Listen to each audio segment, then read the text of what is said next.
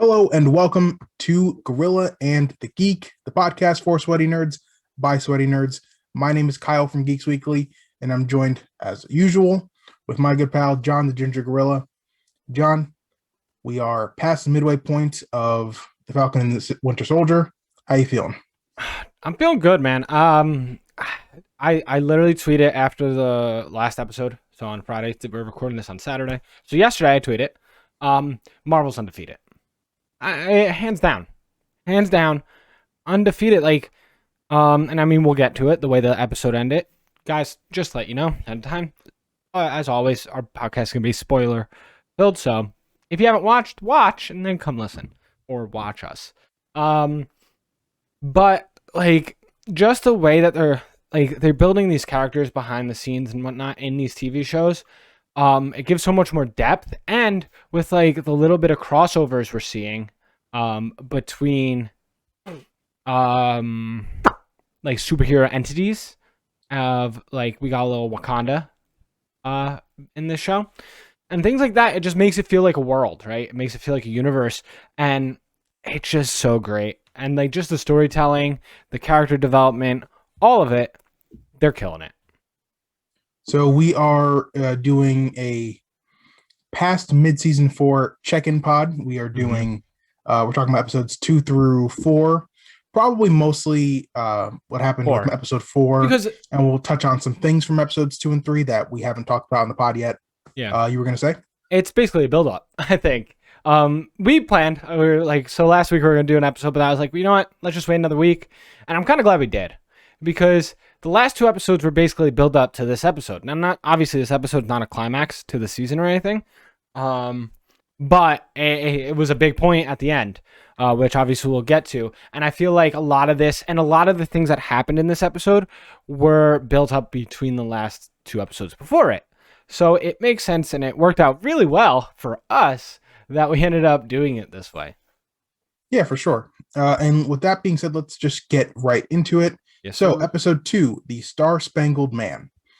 I believe that was the episode where we get introduced to the fact that there was already a second Captain America that they wrote out of the history books. Was that in episode 2 or in episode 1? That was in episode 2. Okay. Right. I think it was towards the end, or middle end of it. And that's really the big revelation from that episode. That's the main thing that I guess we can touch on, but before going into episode 3, episode 3 is one that I really am into. Go on. Isaiah Bradley was the guy's name. Isaiah Bradley. Yes, and he was also a super soldier. Super soldier, one who they tested on extensively, extracted blood from, and he is basically, his DNA is the basis for the issue in the show that we're facing right now. Mm-hmm. Now, I had no idea who Isaiah Bradley was when they went to his house and we saw him. I was like, who's this kind of buff dude that we're looking at here? He's kind of scary. He's a little intimidating, and he seems war-torn. And then we get the revelation that he was, in fact, the Captain America after Steve Rogers, after he disappeared. Mm-hmm. They erased him from the history books, and he's someone who his nation and his government and his military failed. Very complex character. John, I have 2 major questions about this, but we'll tackle the first one. Your thoughts when you realized that there was a second Captain America that we were never told of and that they essentially wrote off? I mean, without getting too deep into it, Marvel's taking shots. There's a very American cultural underlying tone and story being told throughout this show, which, I mean, shout out Disney, I guess, for bringing this storyline up. But that was my first thought, was oh man, that's wild. This guy, and it seems like he's been through some stuff. I mean, he fought Bucky, and we all know how that goes with a lot of people. Usually not well. And it seems like he may have lost friends to Bucky. That's kind of the vibe I was getting. He does not like Bucky. Bucky was a horrible person, as we kind of know. And we got to learn, and we learned that Bucky was changed for the better, and he's become more of a, I guess, a lovable person. I don't really even know if that's the right term, but we like him now. Where this guy hasn't gone through that. He hasn't gone through the healing process. So he was basically just like, get the hell out of here. And I'm like, this is a bad man. This is a bad, bad man. But it's also crazy because although he is a super soldier, he aged. You could tell he aged, and he's still kicking, but he also was like living with family. Like I think his grandson, or I'm assuming it was, opened the door, like entered the door, or someone was living with him who answered the door and was like, "Who you want?" And they're like, "We want to talk to Isaiah," and he was like, "No," or whatever. So like it's like, and also it wasn't a nice house. It's not like he was compensated. It was just they really just pushed him to the side and forgot about him. Which is sad, but it also is like it's you could tell like that America in this Marvel universe was just using them as tools, and using them basically as weapons, and it kind of also mirrors the way that they're thinking of the Cap shield, right? And how they're just basically like, it's a tool, it's a weapon, and it's ours. Yeah, I mean, there's a lot of subtext that I'll speak for myself, much more intelligent people are able to get into and speak more eloquently to. Mm-hmm. I'm into that. I love that Marvel's touching into this stuff.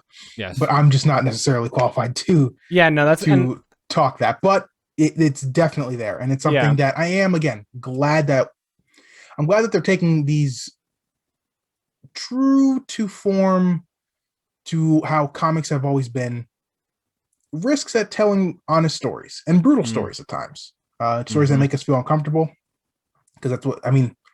Comic books are they're fantasy, and they're meant to have fun and to inspire, but at times and at their best, oftentimes they challenge us, and I think that's what the show is doing a little bit here and there, and it's actually kind of a juxtaposition to a lot of the ways that the MCU is criticized for propaganda, which I've seen on the internet quite a bit, but it's interesting to see how opposite that this is, to me at least, seeming. Yeah.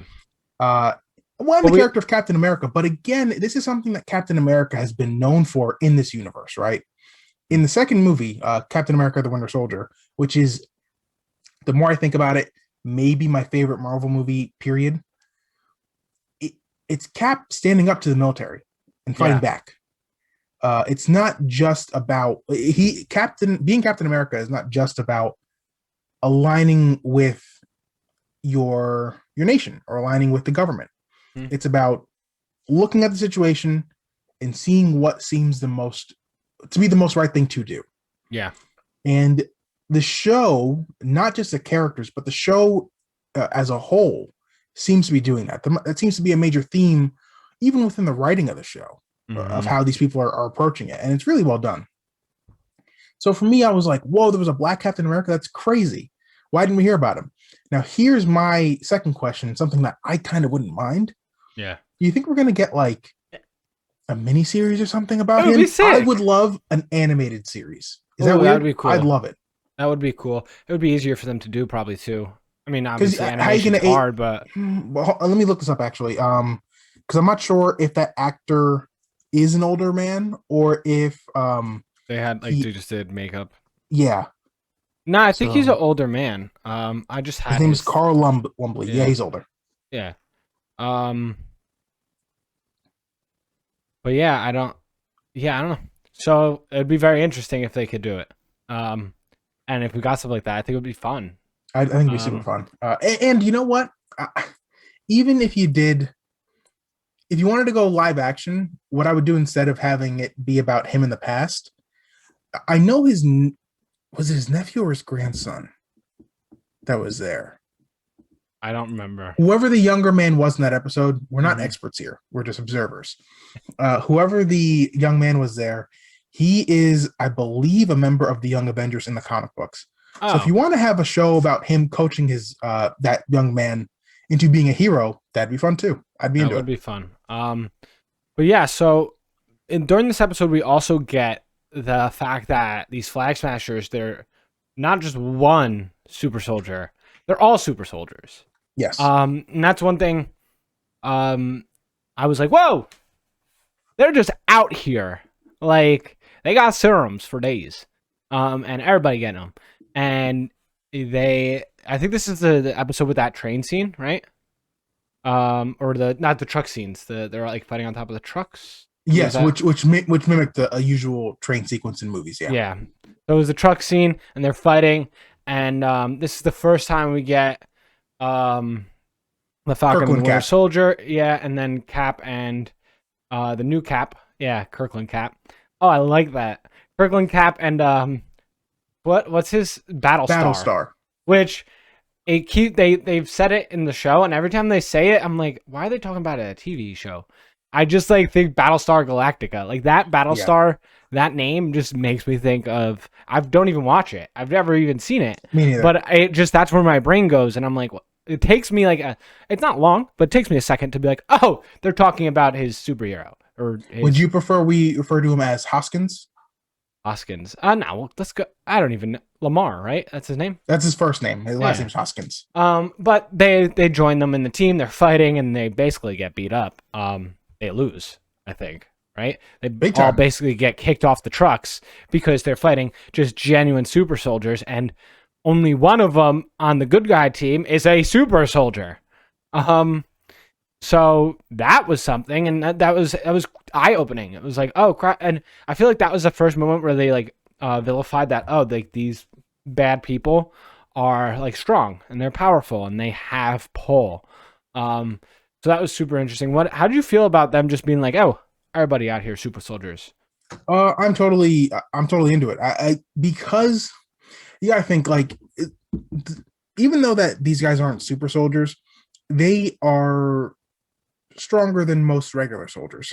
Yeah. the three guys that we're dealing with here in Battlestar, the Falcon, and Kirkland Cap. So you need like a formidable opponent, and giving a group of people the serum to become super soldiers creates a really interesting issue in that, do they have more, which we get into later. How many are they going to create? How strong can they get? What are the ramifications of them taking this? Are they going to die because of this? Who's making it? All this stuff. And that, of course, leads into the episode 3, which has my favorite fight choreography, which was either written or directed by a person who worked on John Wick. Right. And you feel that in the action. It's very visceral, very close quarters, hand to hand, shot very well. As I was watching it, I went, oh, they looked at John Wick before filming this scene. That's interesting. And then I found out the actual fact about it. We get introduced to the idea of the power broker, who is a character from the comic books, who I believe his purpose is to give people superpowers. And I feel like we're gonna see him by the end of this. We haven't seen him yet in this series, and I think we're going to. Or he'll be a villain in future movies. So that's my first question that I mentioned before we started recording. Do you think we've already seen the power broker? Ooh, interesting. Like Zemo. Is it someone we already know? That's very interesting. I don't know, because do people on what's that island called or whatever, Madripoor, right? So one, I like the idea of Madripoor in this world of just like a lawless city. It's very interesting because it's like we have superheroes in this world, and yet there's a lawless city. Yeah. It's just where like shenanigans happen and it breeds villains. It's like it's perfect for a superhero universe. That we have a city that will breed more villains for you to fight in the future. Instead of just cleaning up that city. But I really enjoy that idea of that. And it was stunning to look at. I really enjoyed the hustle and the bustle of it. So shout out Madripoor. Also, yeah, I don't know. Zemo could be. It's very interesting that, but like my thing is, have people seen the Power Broker? Like, it seems like people know what he looks like and who he is. So if it was Zemo, people while walking around, they would be like, "Oh, you're that guy." I don't know. The biggest theory online, actually, which I don't buy into, Hmm. A lot of people believe that Sharon Carter is actually the power broker. Interesting. I don't buy that personally. I just that wouldn't fit. Or Especially, I mean, yeah. there's mentions of the power broker knowing Zemo before the events of Civil War, I think, Mm, and that just wouldn't line up. I mean, Sharon's been in the States this whole time up until the events of Civil War happened, yeah. so I just don't see it. Uh, I I don't think we've seen the power broker yet. I don't think it's going I to be don't think some. so. This is one of those theory things that are happening where The people are powers. like it's Mephisto, it's that type of thing. So Dude, the power broker's Mephisto. That's yeah, the tie-in. There it is. there it is. That's why they So didn't want to. They didn't want to put this out, but they ended up switching the two shows. It all makes sense now, right? Because if we knew exactly. that the power broker was Mephisto, and then we went into WandaVision, there wouldn't have been all that fun of thinking, "Oh, is Mephisto here?" Or I mean, is the power broker Agatha all along? We don't know. We Oh, won't find out until later this season. I do definitely think we'll see him or her. I think by the last episode we will see who the power broker is. yeah, I'm kind of hoping it's something really quote unquote underwhelming, like a child. I think that'd be hilarious. that would Uh, be. and very I Marvel-esque, agree. like everyone Or being like an built up to this big older, thing. just like an older lady. Yeah, Like, someone like really unassuming and not yeah. intimidating at all. I don't want Mhm. them to be intimidating. I want it to be Unless they're someone you could look at. unless they're intimidating is like a stoic intimidation, like not Yeah, like in the eyes. like a brah, like, but more of just like that they've been around, like they've seen Yeah, some stuff, they're a professional, and they will do bad things, and yeah, that's the intimidating part. I That'd be a agree. lot of fun. I really like that idea of it just being someone that you're just like, wait, that person's the power, especially because the name. The name is so like Power. power broker. And the way people talk about this power broker is like they've run Madripoor. Like you don't do anything in Madripoor without making the power broker happy. So that would be really, really cool. We also learned this episode that the Avengers basically just screw people over. Yeah, working for the Avengers or being a superhero in the MCU is an awful occupation. Horrible. Like, and if It's you not really try an to, occupation. yeah, like you help one out and then you just can't go home ever again. um, and the U.S. government's like, nah. I mean, it's cool that we're now friends with that person, but we're not friends with you. That I've person, and me and Cap, we're good now. Cap is Cap. So, well, we worked it out. Our emotional differences, but Sharon, sorry. I've heard Anthony Mackie try doing some cleanup on that, being like, yeah, the a lot of the superheroes in the Avengers universe have like side hustles, so it's like you're not really focused on everyone. It's like, dude, she got like she's been exported basically. She Yeah, can't go home. yeah. She's But selling like real Mona Lisa I art. also like it because it's real. I mean, in a sense, like as scummy as it seems, like this could really happen if there was this superhero world where, yeah, you screwed over the government. Like they're not just gonna forget. And you're not a big player, so unless one of those big players step up and be like, hey, we need to get this person pardoned, or just forget all this has happened, you're gonna be screwed over. And it's interesting to see that because like everything that led up to Endgame, we're like, wow, these people are they're just like the perfect, like they're superheroes. Like even as like the movies went on, like yeah, they had flaws. Like Iron Man had his own mental problems and addiction issues possibly, and partied a little too much here and there, and struggled with his power. Um, but for the most part, like they do good. Like that's all they try to do is do the right thing. And although they were also hurting people.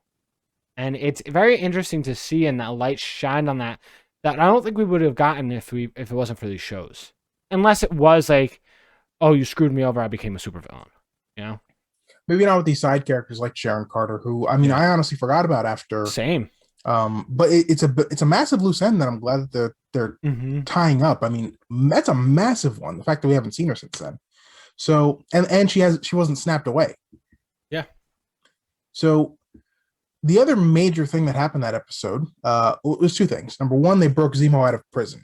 Mm-hmm. Well, technically speaking, he broke himself out. But either way, he's out now. And it's kind of become not just the Falcon and the Winter Soldier, it's been the Falcon, the Winter Soldier, and Baron Zemo. Yeah. He's added a really Zemo. fun dynamic to the group. He's kind of like if Bruce Wayne was born outside of the U.S. and was like a really ruthless person, that's kind of who Baron Zemo is. He's got like not terrible motives, but he is ruthless in his approach to achieving those goals. Yeah. And at the end of this episode, he kills the scientist who perfected the super soldier serum, which, I mean, is just flat out reckless, but he wants to stop it from ever being reproduced. And before we get into episode 4, any other thoughts on episode 3 that you wanted to get out? I mean, just the fact that like it's wild that they felt like, I mean, and by they I mean Falcon and Winter Soldier, like, we need to go to the, we're stuck. We can't do this. We need to go to the deepest ends and get Zemo out of jail. Even though they didn't agree on it necessarily, I think eventually they both came to a conclusion like, oh, this is what we should be doing, or at least it's done now, so let's make it work. But it's very, very interesting. And at the end of this episode 3, don't we see the Wakanda chick come We up? see I forgot her name. It's either Ao or Io. I forget how to pronounce it. So she comes up, and I really enjoyed that, because it's like, once again, there's these loose ends of like, oh, they broke Zemo out of jail, but people don't forget in this, like, he killed their king. So she's like, like, I know that you need him, but you got him out, so now we want him, and we want to punish him, because we haven't forgotten what he did.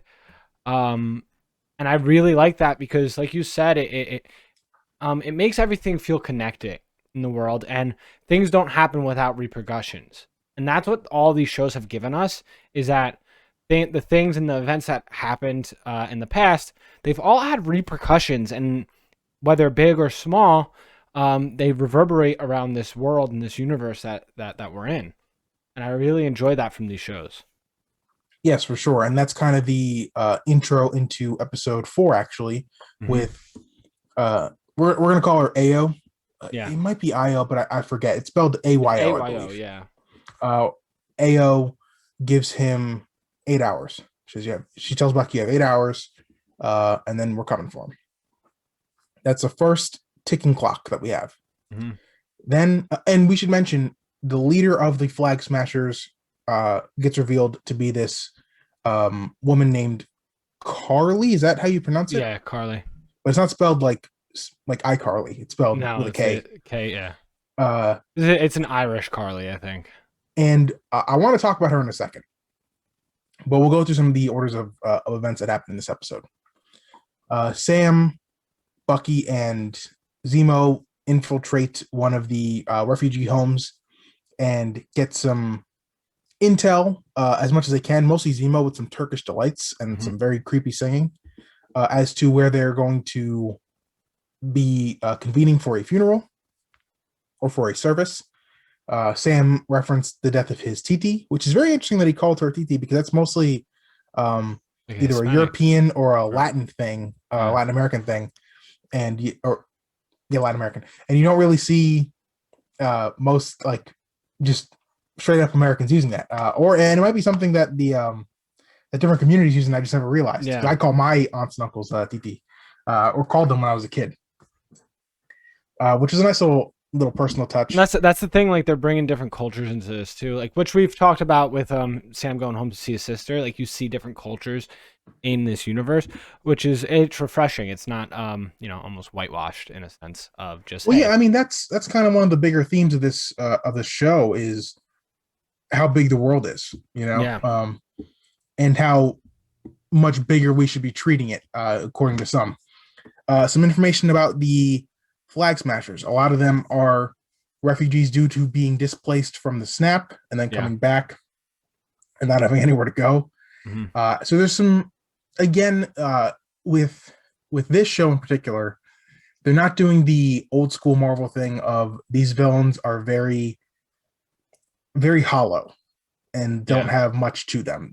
These, at least Carly, have some depth to them, which I really appreciate. They find out where she's going to be. Sam decides he's going to talk to her before things get out of hand. And she's already committed a terrorist act, and killed a few people in episode 3. This leads to Kirkland, Cap, and Battlestar finding them and giving them 10 minutes for Sam to talk to her. Sam has a discussion with her that does 2 things. Number 1, I said this to you and our friends over the past couple weeks. This show has made me, up until this episode, so prior to this one airing, the show made me kind of go back on wanting to see Sam be Captain America. At the end of Avengers Endgame, I was all in. I was like, this is the new Cap. The shield and metaphorical torch has been passed to him. I'm emotionally invested. I want to see it. The first 3 episodes of the show, Sam is kind of a wiener. And he's goofy. He's getting his butt kicked a lot. But then something clicked for me in this episode. Were they using the first 3 episodes of the show kind of like the first act of Captain America, the First Avenger? Was he being the weenie? Was he just being likable to get us invested in this character at all and just kind of liking him and giving him a thing? And then we see the actual Captain America in him in this episode. Him deciding, I'm not going to take this girl out. I'm not going to arrest her. I'm not going to fight her. I want to talk to her as a person and reach out and connect with her on a human level, which is a very Captain America thing to do. So before we talk about Carly, did this episode do anything for you in terms of Sam? Oh, 100%. You see multiple times where he tries to talk it out and be the Captain America that you'd see building throughout the last couple episodes and mostly in this episode that John is not. You see John use force that Cap wouldn't necessarily use a lot throughout those last couple episodes. It's Batman-y. I don't really have specific ideas from episode. In episode 3, he interrogates someone and it's pretty harsh. Yeah. I didn't really remember any of those moments, but obviously you did. Thank you. But you see that in this episode specifically that Sam is more Cap than, or what Cap needs to be, right? The idea of a Captain America isn't just the shield, the outfit, and the name. And it's more of a good-hearted person wanting to wholly do right, whether in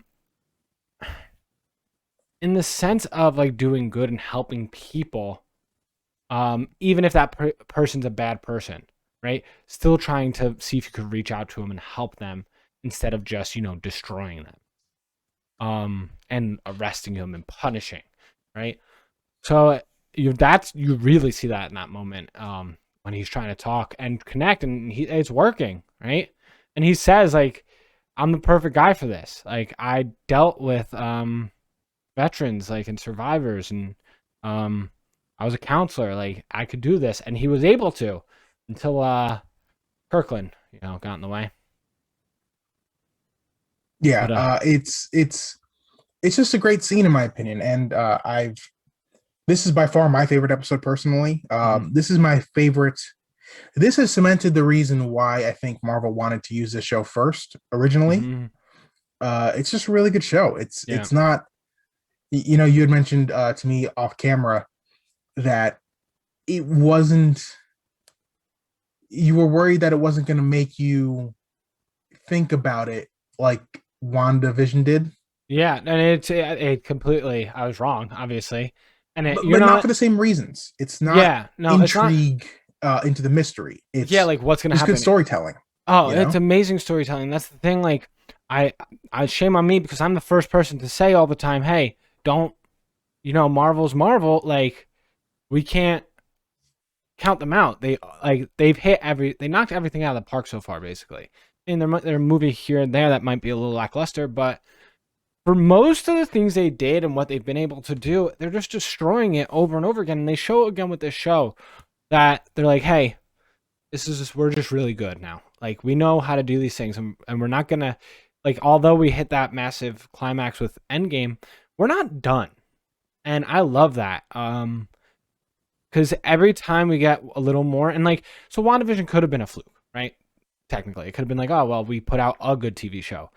Getting this and getting a second good show is just solidifying like the fact that they're invested, and we're gonna keep getting great content, which makes me super excited as a nerd because we got Loki coming up, and we got a bunch of other shows in the future, and they just keep opening doors and opening possibilities. That I mean, it's super exciting, and Expect more. they're doing it great.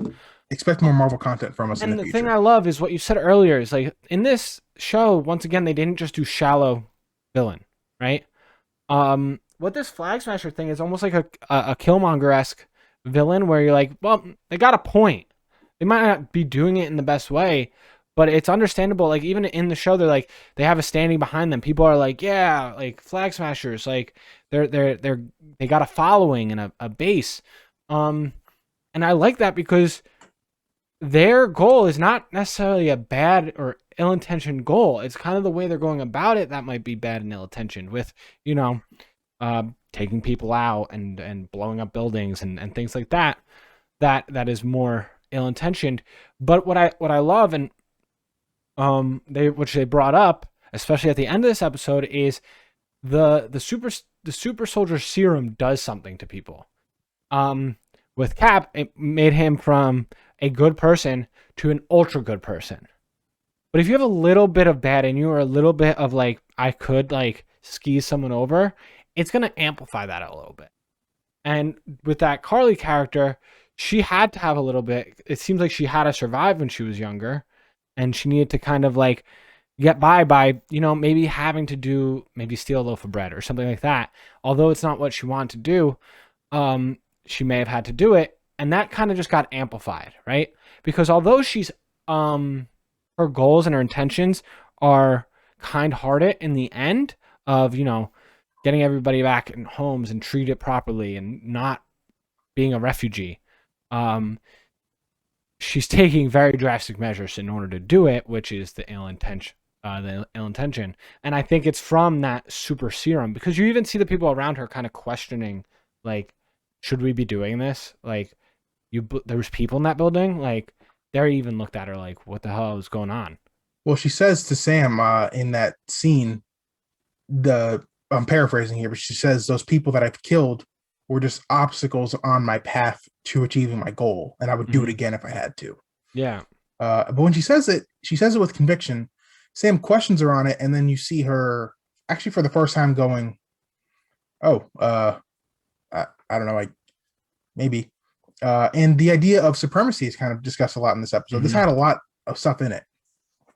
Now, let's keep on track with the Carly character. We're going to talk about an event that happens, but let's not talk after that. Let's just talk about her and what we feel for her character up until this point happens. Mm-hmm. So she has a discussion with Sam. Of course, Kirkland Cap has to just be the biggest dickhead in the world and ruin it and ruin everything by skipping the time. Do you know what I really liked? That the way they filmed that was almost like anxiety building. Because they would show like a little of the Sam and Carly conversation, and then they would go back to the other room, and you could see him like pacing and being like, it's time. You're letting him go. Like almost like, and I mean, a lot of people may have felt this. I know I definitely have because I'm a fiery ginger. Fiery gingers, it tends to be in our blood a little bit. But you get fire, like when you start getting angry and you feel that anger kind of bubbling, and you're like, like. And you get anger, and you felt that in him. Like he started out like, I should be in there too, like blah blah, and then he got a little more, and he was like, and it was building, and the time was just, you could feel that fire until eventually he was like, nah, I'm going in, like, and you felt it like the anger and like, how dare he think he could do this? I'm Captain America. I should be in there doing this, and it was a feeling that like it made me anxious because I was like, oh, that's not Captain America. Like, and then we'll talk more about him a little later. Yeah, but then it was like that feeling, and then it was also the thing of like just the filming of it. It made me so anxious in that moment because there was like such a nice scene happening, and then just like this monster bubbling in the background. But yeah, that I love that filming. I know I went For off on a sure. little tangent. For sure. So Cap goes in there. He breaks everything up. Carly feels betrayed. Mm-hmm. She runs away. Reasonably. Yes. Later on, we also get to see the the Wakandan soldiers after the fact go up to get Zemo. Whoops. Cap's butt. Like, Oh wait, I'm sorry. I skipped something. So as they're running away mm-hmm. and they're chasing down Carly, Zemo catches up to her, shoots her multiple times. Oh yeah. Doesn't kill her though. Doesn't kill her, which is very interesting. He finds the vials of the super soldier serum. And starts smashing them. For a moment, it's kind of like, is he gonna take it? For a small second.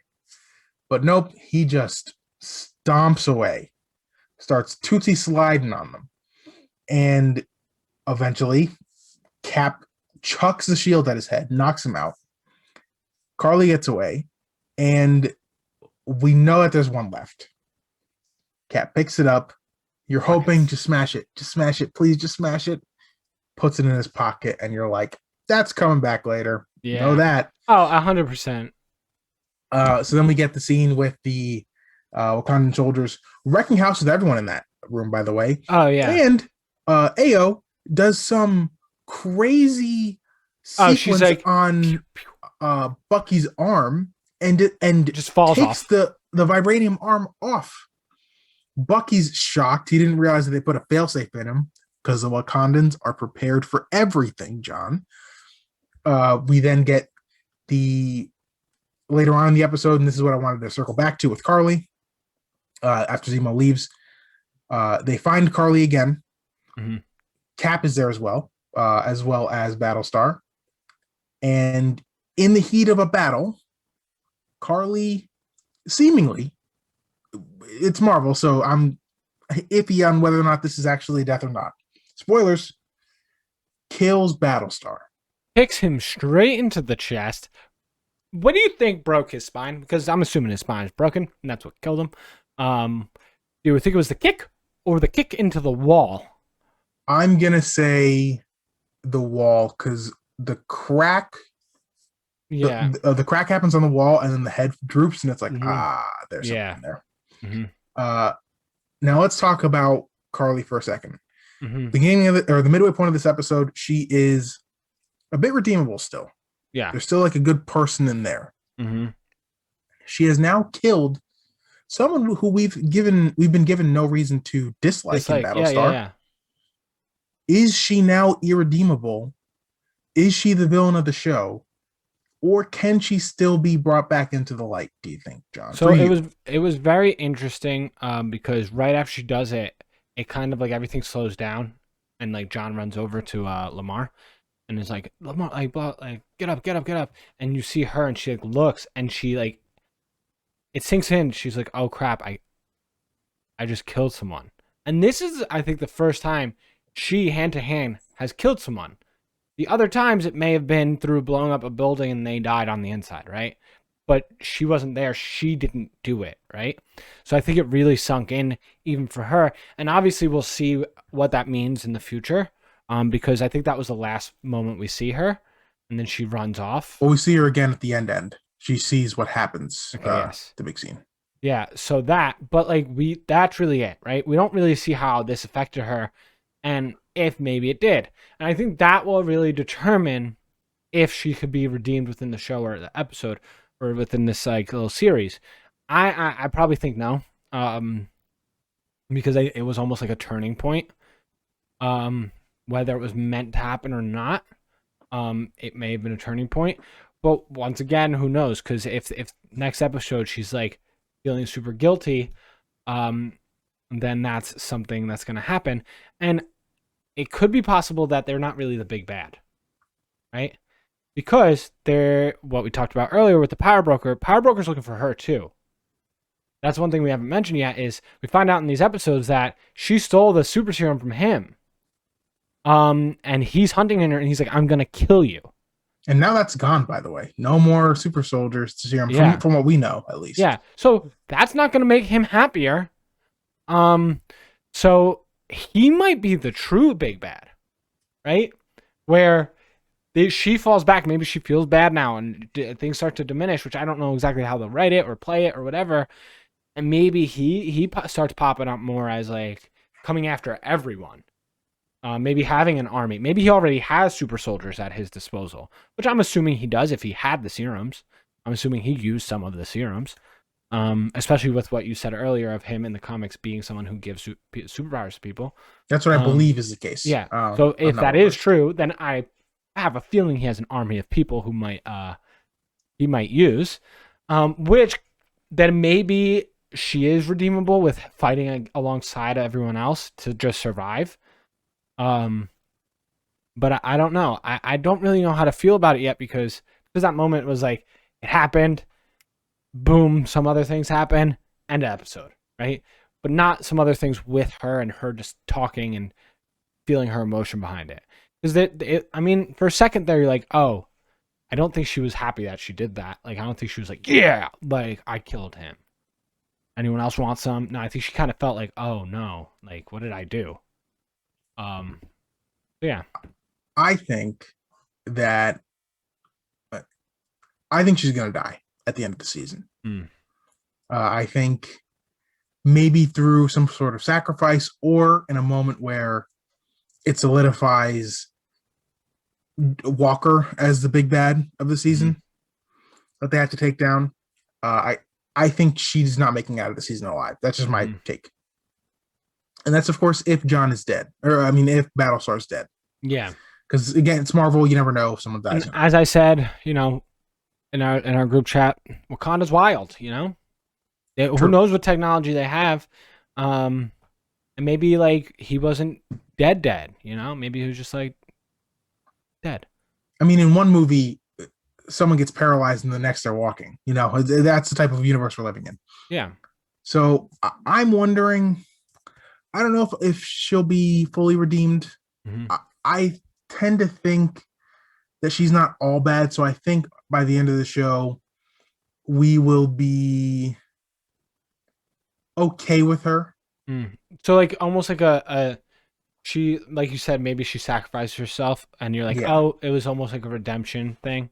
Exactly. Almost like a Darth Vader type-esque thing. Somewhat, yes, exactly. Some sort of situation like that.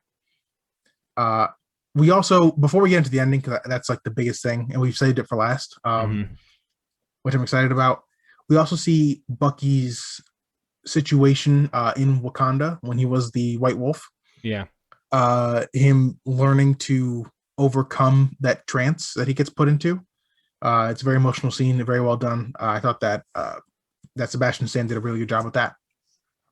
But now, John, now's the time. We're going to talk about that ending, which was probably the coolest moment that we've seen, maybe in both shows so far. Not to compare the two, but really, really great stuff. We find out that John took the super soldier serum. During that fight, he bends a metal beam, and the guy who is holding the beam that he's bending is like, "Oh my god!" He literally he verbalizes like, "Oh crap!" I forgot exactly what he says, but he's like, "Oh crap!" Like, and Sam verbalizes. He goes, "What did you do?" Yeah, like everyone knows now. Like, it was evident. And how do you feel about them not showing him take it or like whatever? I like it, and here's why. We knew it was going to happen, especially when he had. This is something we should have talked about. He has a conversation with Battlestar. Yes. With Lamar. They talk about the war. They talk about the super soldier serum. I'm not sure if Lamar knows that John has any. I don't think he does. Because they're talking about it, and he's like, John goes, "Do you know? Would you take it?" And Lamar goes, "Yeah, think about all the people we could have saved back then if we had." And you hear during that conversation that even John doesn't feel like he was all good. Like the things that they had to do were good things. He's like, "Yeah, I got these awards, but for what?" Like basically almost like I had to do some horrible things and they gave me an award. Like I don't deserve it. Yeah. Which I do want to touch on in a little bit. That specifically. And Lamar essentially assures him that he's the right guy. He would be fine to take it. he tells him that it doesn't change you; it just makes you more of who you are, like Which all is a power very does. foreshadowing thing. Yes, there is a real moment of friendship there Yeah. between the two. Is it You get the question? sense that Battlestar's a good guy. Is it during this conversation that they talk about like you see John talk about like being beat up by the No, Roman that Lodge? is in the moment Hmm. of them being beat up by the Wakandans. Right after the fact, John goes after Battlestar picks up John. John Hmm. says they weren't even super soldiers. Yeah, so You you could know, see him start that self doubt, and like I feel like he almost has like an imposter syndrome, and he's trying to fill this role the way he thinks it needs to be filled. Throughout this whole time, and you kind of hear it from the beginning, like when you saw him prepping early on when he got the suit. You see him like prepping, like he feels like I don't think he truly feels like he deserves it.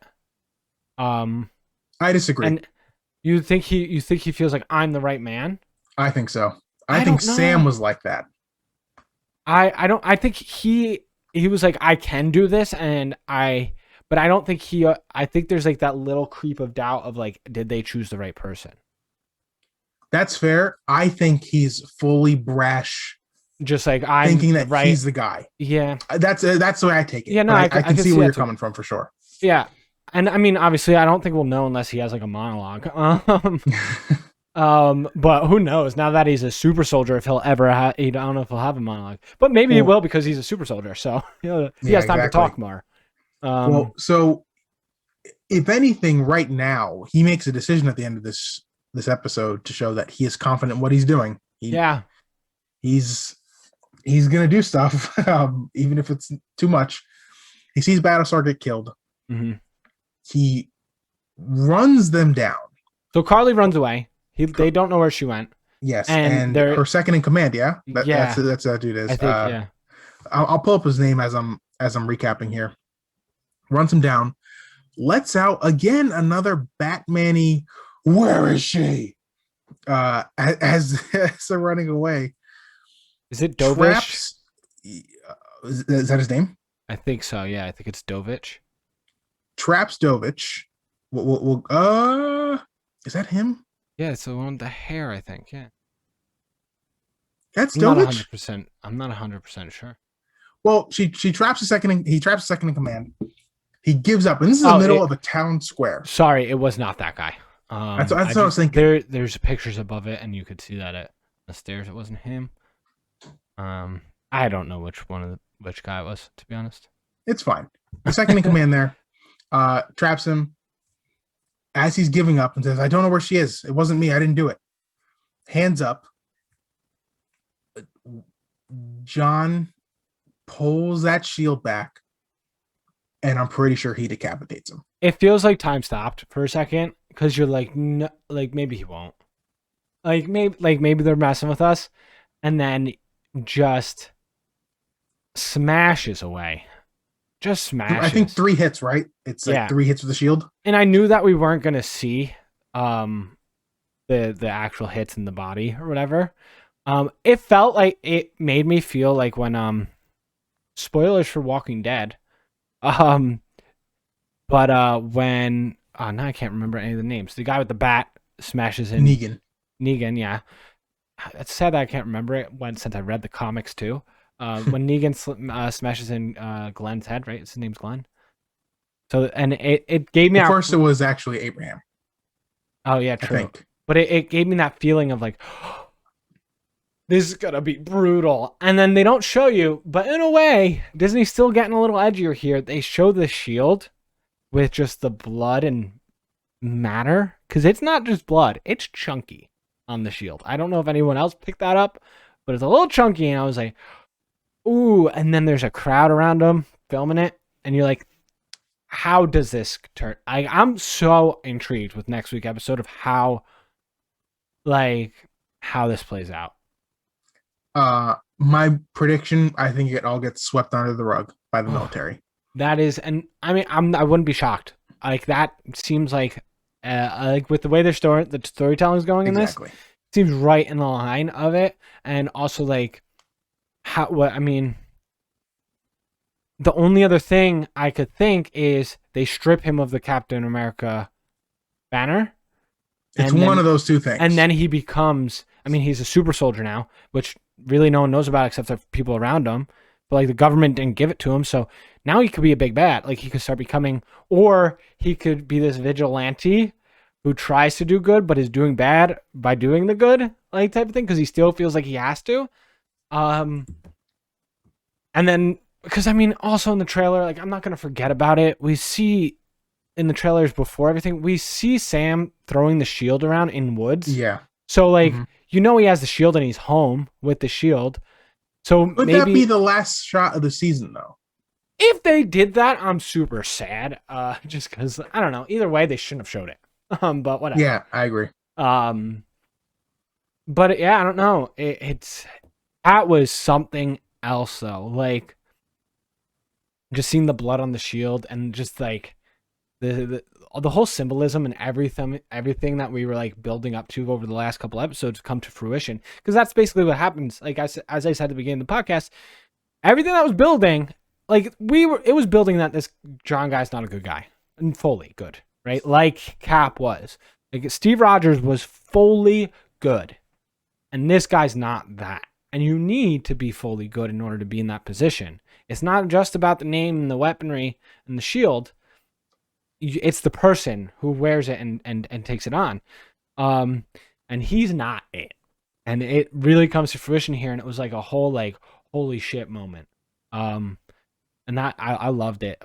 How do you feel about that whole scene and like from like a film aspect? Like, I thought it was great. I think that there was very specific things done in terms of the way they filmed this to really show how bad this was. Couple things. Number one, when you show someone from an upwards angle, that is showing them in a point of dominance. So he wasn't calm in his dominance.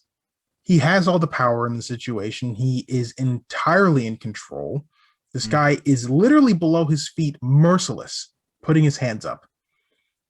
And you see the look on John's face. It's pure rage. He's out of control. And he is hungry to kill this guy. And I mean, the sounds of the shield hitting the body, you just kind of hear the thud of the metal over and over again. Again, to show, I'm glad that they didn't show just like I'm glad that John put the shield back on, because it shows how far in the dumper that the Captain America moniker and the symbol of Captain America has fallen. It's stained with blood. This is the first time we've ever seen blood on the shield. And that matters. We've seen the shield get ripped to shreds, torn up. I think at one point it gets broken in half. Yeah. If I'm not mistaken. But for some reason, During this is the Endgame, worst it's ever looked. Yeah, I think so. He puts it back on, and there's only half a shield. But for some reason, this is the worst it's ever looked. Yeah, it's because disturbing. It's disgraced. And that's what I messaged our group chat. I said, and you came back and showed me a picture from the World War II Cap of him with a gun. But I'm like, when John was walking in with a gun over the shield, it just didn't feel right. It looks like weird. It felt dirty and gross. Like, that's not who Captain America is, even though obviously at one point. But like you said, he was killing Nazis, so there's a little grace there. He wasn't going in to interrogate someone with the gun out like that. Well, here's the thing. And this is the main difference between the two characters of John and Steve. Steve Rogers, whether we overtly are aware of it or not, and this is something that I see in him, he views the world gray. It's not just black and white with him. Everything is a spectrum. That's why he doesn't always just follow the government. He needs to follow what he thinks is the best case scenario for all these things. He takes all things into consideration. He deals with all things equally, right? With John, and so in that situation, in the 40s or 30s, he is in war. He's trained with a gun. He uses a gun. In all the Avengers movies, he's only using the shield. Yeah. aside for the amazing moment when he gets the hammer, when he gets Mjolnir. Mm-hmm. But with John, even when he's dealing with civilians, even when he's got the super soldier serum in him already, like he does at the end, Mm-hmm. he's got the gun. Yeah. It's still a thing. Although I will say, John does have a funny line in this episode during that last fight scene. He's like, "So many knives," because Yeah. everyone's got knives. It was funny. He's like, "What's with all the knives?" Yeah, I will say Wyatt Russell is killing it in this Mm-hmm. role. He's making me hate this character for all the right reasons. Yeah. Doing an awesome job. Mm-hmm. I thought it was very well done. I think that this character, to me, in my eyes, is the big bad of the season. Mm-hmm. He has something that is not his. He is he's abusing his power, unlike Cap, who used his power for justice. And he's getting in the way of our heroes completing their mission in the way that they wanted to complete it, which would have been more peaceful. Things probably wouldn't have gone such crap. And now Sam's sister is being threatened by Carly. Oh no, I'm sorry. No, yeah, he's still being threatened because she called him to set up the meeting, which led to this ultimate battle and chase scene. Yeah. But Carly knows who his sibling is and her kids. And literally says we can meet out by the dock. Like, it was so menacing. Yeah, and I think it's still going to come into play. It was almost mobster-esque, like a mobster call. I think I could see something happening on the boat. Interesting. Like a fight. Yeah, which would be pretty cool. That's my prediction for the season finale. I think there's going to be a fight on the boat. And then they're going to get cash money from the government as a recoup for the boat. That's my prediction. Small prediction. Yeah, I thought this episode ended really well. I thought it was so cool. One of my favorite scenes, real quick, before we move on from that the Cap and the shield thing, is there's a frame of them looking over someone's shoulder while they're filming it on their camera. And it, like, just the way it is, because like you see Cap through the camera and that's clear, but everything else is blurry, like, around it, and it's like it blends this, like, oh, we're still in a universe where people film and they have their phones, and like this is gonna end up all over the media, so it does pigeonhole that, like, oh, this happened and there's not gonna be just like a slide out from underneath it. That's why I do think they're gonna pull the shield from him. And it's gonna make things worse. Like, you think next episode they do that? Yeah, man. I that's the way I feel it's gonna go. Yeah, I know. I have a feeling that's the way it's gonna go. And he's angry already, so it's just gonna make him angrier, and it would play into the idea that he is a big bad. Like, okay. Do you have any predictions as to, because before we get out of here, do you have any predictions for? Because we both think that Sam's getting the shields by the end of the show, right? So that's where he would wind up. Mm-hmm. Any predictions on Bucky or Zemo? Well, Zemo dipped. We forgot to mention that, I think, fully. Zemo's gone. So that's not good. No, throughout this whole thing, he's been doing nefarious stuff, right? When he gives the kids the Turkish delight, he says they're bad people. Don't trust them. So you get these little monikers here, and I mean the fact that he took it upon himself to shoot the scientist, he shoots Carly. Like, he's not good. He's helping because it's also fits along his agenda of stopping the super soldier thing. But he was like, once I can break out of here, I'm going. And that's what he does.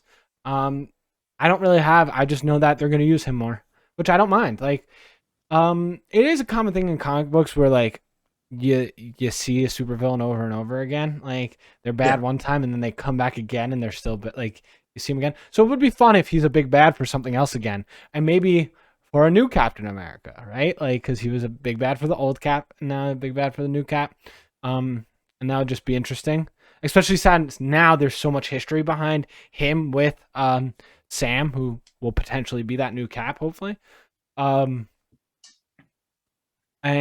yes, that's my prediction with him. But everyone else, I have no idea where anything's going to go, really.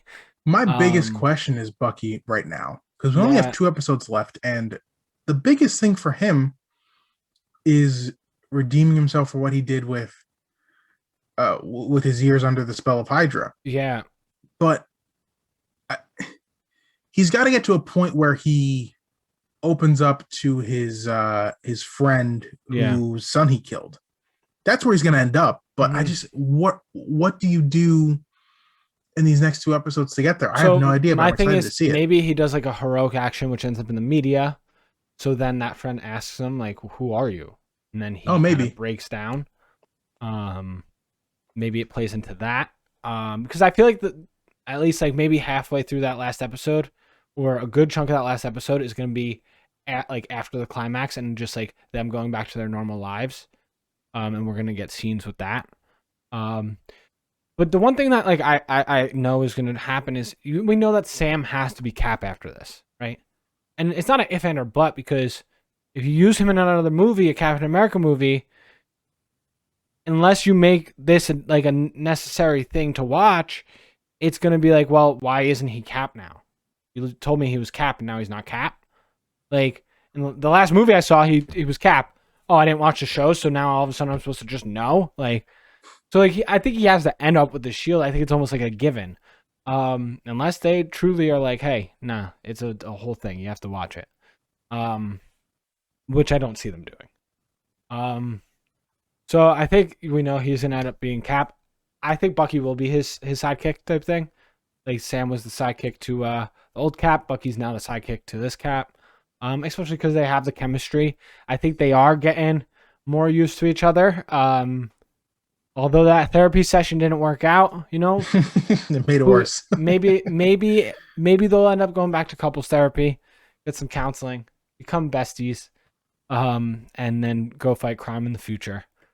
But yeah, I don't know. I'm just so excited because like there's a lot I don't know, and I'm like they could do really anything, and I don't wanna make predictions this time around because I was wrong about everything in the first time.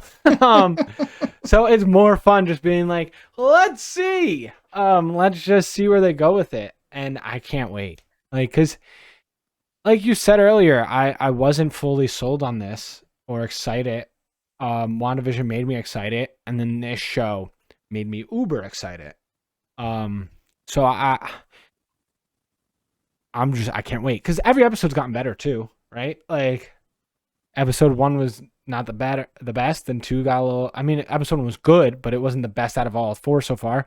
And then 2 got better, and then 3 got better, and then I mean, this 4th episode was just like, and I could only imagine 5 and 6 because I felt like WandaVision kind of traveled the same way, where it just got better as it went, and I like that. I'm not mad at that.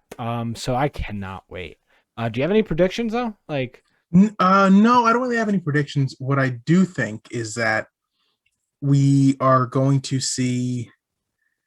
I think we're going to see more of them maybe getting into a big fight in this next episode. Oh, there has to be a big like brawl. Well, I mean between the two, between like Bucky and Sam. Bucky. I think they're going to have a big argument in the second episode, and then I think they come together during the last one. And then solidify as a partnership. Here we go. I just said I didn't want to make predictions, and here I am. But Bucky goes and he saves Sam's sister. And it makes the news. And that's the moment where like it comes out, like maybe it's like a caught on camera where he saves Sam's sister or one of the nephews, and then that brings him and Bucky together.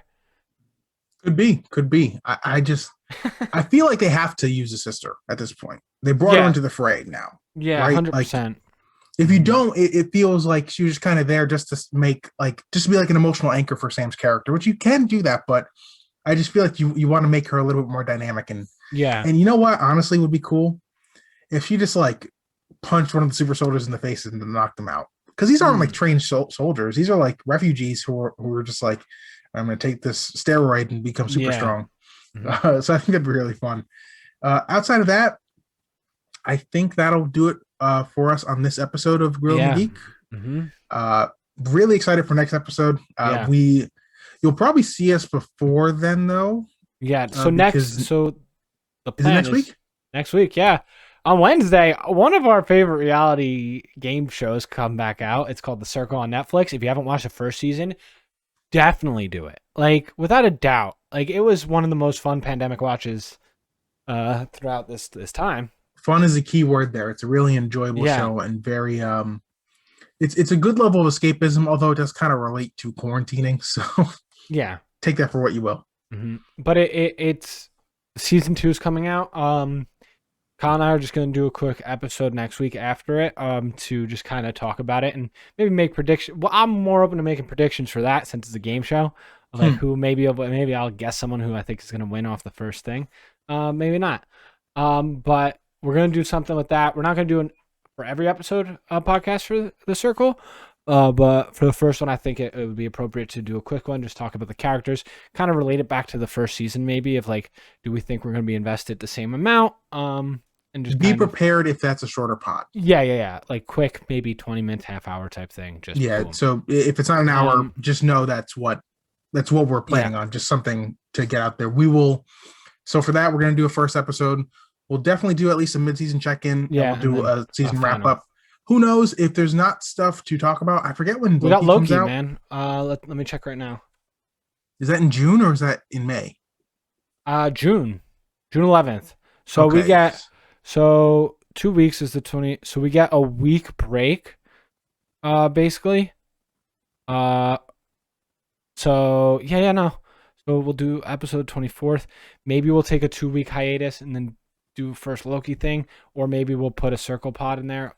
We'll see. Yeah, we'll see. Obviously, we'll get to you guys. Yeah, you'll be updated at the end of each pod. We'll tell you what the next schedule is looking like. You can see us next week, and you'll see us the week after that with the season finale of Falcon and the Winter Soldier. That pod, I'm already buzzing for that pod. I can't wait to talk because it's gonna be. Sure. I mean, I think we're gonna have a real jaw dropper, and like you said, I think you predicted that this might be more intriguing than WandaVision. I think this finale will, because a lot of people left the season finale, not us, but a lot of people, fans of the show, left the WandaVision finale feeling a bit disappointed. Mm-hmm. I don't think that's going to be the case for this one. Yeah, I don't think so either. I think this is going to be either interesting for what is going to happen in season 2, or it's going to be sick, because what happens with these Captain America characters is they always have the best action sequences, especially as a finale of a film. Mm-hmm. So I'm expecting a pretty solid sequence between Sam, Kirkland Cap, and Bucky. Mm-hmm. And I think it's going to be pretty fun. Also, just one last thing that I need to put out there. If Marvel wants to at me next time for a villain role, I mean, you got to Ginger that the villain. You name the other one, who the Cap, John, who eventually goes bad. What are we doing here? I mean, I feel personally attacked. You'll be hearing from my fake PR team. So Kyle and Kyle, hope you're ready to fight Marvel. I could have I was hoping to one day schmooze my way into a panel role at Marvel somehow, not battle them, but I guess we'll have to. This is how we get them back, right? They owe us now. Or not. You know? But I was like, it's funny that one of the villains. I'll get a job at DC instead, and so we can go out Marvel. You could fix a universe. Yeah, exactly. You could fix a universe. So, with that being said, John, where can the people find you a couple days a week to watch you play video games and perhaps talk and chat with you about a TV show? As always, twitch.tv/Ginger Gaming. Check it out there. It's not just gaming, guys. I like to chat. So no matter what it's about, nerdy stuff, if you want to come and talk about it, that's where I'll be. Usually I talk about these episodes on there before this podcast, just with some of the people who stop in and who want to talk. And then also you'll get fun banter between me, Kyle, some of our other friends. And usually we have a lot of goofs, gas, and laughs. YouTube, Ginger Girl Gaming. If you don't watch the pod there, check it out, because that's where this podcast home lives. You'll get to see mine and Kyle's beautiful faces. And Twitter, Instagram, Ginger Girl Gaming. Check it out. See if you like it. Say what's up. And what about you? The best place you can find me is youtube.com/Geeks Weekly. There is some cool stuff over there. You can also find stuff from our friend Sean, who does Invincible reviews, which is also a show that's going on. I still haven't watched this week's episode. I have to make sure to do that probably before Sean sends me the file to edit his review on that. I got a lot of videos up on there, a whole bunch of stuff. John, watch Godzilla vs. Kong. Yes. It's so fun. I highly recommend it. I have a review up on that there recently.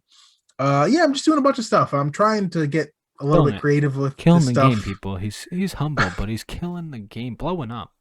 Might for you anime Pokemon watchers out there, the few of you that there are, I might be doing something with that soon. We'll see. I'm trying out some ideas. I'm trying to get more